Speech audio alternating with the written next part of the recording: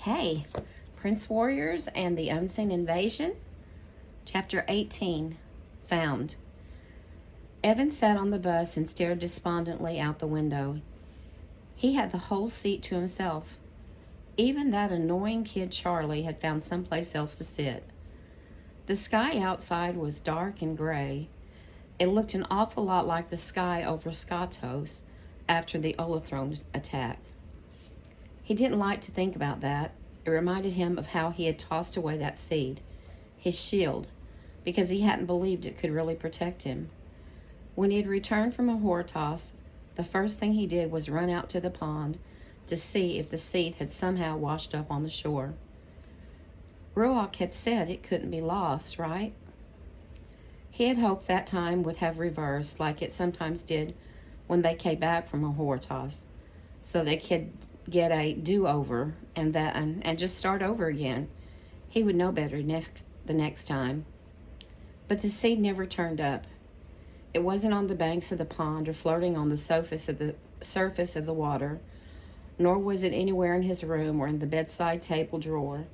He had actually cleaned his entire room looking for it. His mother had been pretty happy about that, but no seed appeared. He had been so sad about losing the seed that he decided not to go to the wreck for a while. He couldn't stand being around his friends who had their seeds and were still proud of themselves for having faith in what Ruach had told them. He wondered if Manuel was with them today or if he had gone straight home too. Evan got off the bus and went straight to the mailbox. There were a bunch of catalogs and a bill from the electric company. Nothing for him. He sighed, folding the mail and tucking it under his arm. He turned to head down the driveway to his house, but then stopped and glanced up at Manuel's window across the street. He saw Manuel there looking out at him.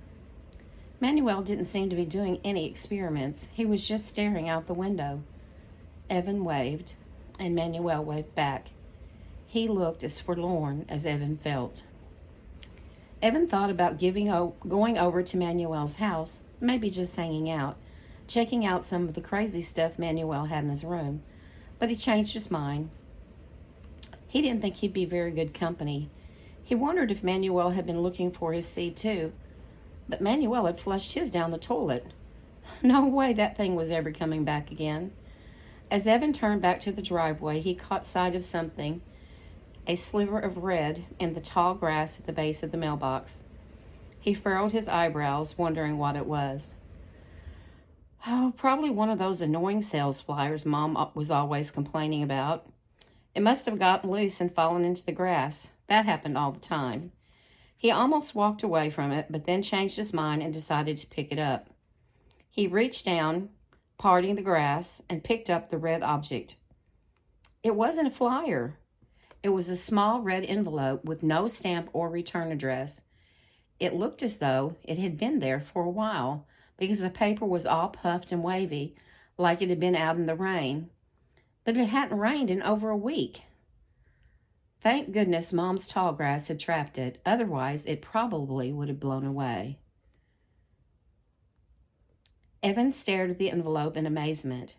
There, in fancy, old-fashioned writing, was his name. The envelope was addressed to him and Manuel. The mail in Evan's hand slipped from under his arm and dropped onto the ground. He stood staring at the envelope. His heart raced with some unnamed hope. He looked up at Manuel's window. "Hey!" Evan shouted. "Manuel!" He began jumping and waving his arms wildly, shouting the name over and over so that Manuel had to open his window to see what Evan was so excited about. "What's the matter?" Manuel called back. "Come look at this," Evan shouted. "What is it?" "A letter for you, for us." "What?" "Come here, right now." Manuel's head disappeared from the window. A moment later, his front door opened, and he came bounding out, just as Evan went charging up his driveway, still waving the envelope in the air.